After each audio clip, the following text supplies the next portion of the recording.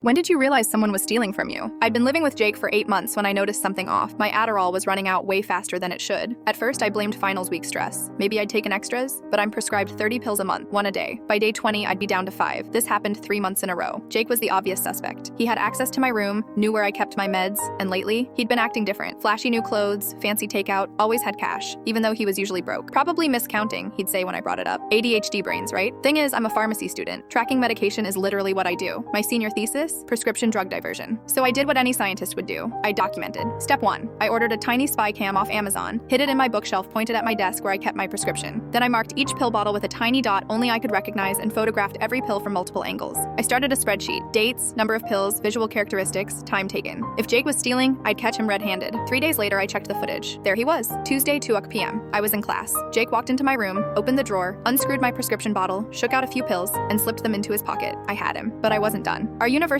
had an anonymous tip board where students posted everything: tutoring, ride shares, study aids. I searched it and boom, there it was. Post by Jake M94. Selling real Adderall, $20 a pill, finals week discount. Dozens of replies. I made a fake account, messaged him. Hey, I heard you might have Adderall? My roommate said you help students. Yeah, he replied instantly. $20 a pill, prescription grade, meet at the library. So now I had proof, stolen meds, a sale post, and a meetup planned. The next day, Jake showed up at the library with a Ziploc baggie of pills. I was waiting, with campus security and the dean. Jake, I said calmly, those are my pills. His face drained of color. Dude, I can explain. You've been stealing and selling my prescription meds. That's felony drug trafficking. Security searched the bag. 12 pills, all marked with the dots I placed. I pulled out photos, timestamps, the video. These are from my bottle. I have full documentation. Jake panicked, tried to say I gave him permission, but my logs showed consistent theft, and the sale messages buried him. The dean looked furious. Mr. Rodriguez, you're facing expulsion and a police report. This is a serious offense. Jake cracked. Admitted he'd been taking 8-10 pills a month, selling them for $20 each. Said he'd made over $1,500. Then it got so much worse. He admitted he'd done this before, with 2 other roommates in a previous apartment. He specifically looked for roommates with ADHD prescriptions, thought they wouldn't notice. They lose track of stuff anyway, he said at his disciplinary hearing. University expelled him on the spot, reported him to the police. Drug trafficking has a mandatory 2-year sentence in our state. Jake was arrested that night. During the police interview, he gave up names. 23 students had been buying from him. All 23 were put on academic probation. 3 were expelled for repeat offenses. Jake pled guilty to avoid trial, got 18 months in county jail, 3 years probation, permanently banned from campus, and he had to register as a drug offender. Turns out Jake had built a whole operation. He had a spreadsheet tracking which roommates had which meds, how much he could steal undetected, and peak sale windows during the academic year. He was planning to scale up after graduation. My advisor was so impressed, she helped me turn it into my senior thesis. Prescription drug diversion in university housing, a case study. It won the Pharmacy School Research Award. I used the $500 prize to buy a real security system for my new place. Jake, still on probation. Last I heard, he works at a gas station. His LinkedIn still says college student, even though he was expelled 2 years ago. Last month, he tried to friend me on Facebook.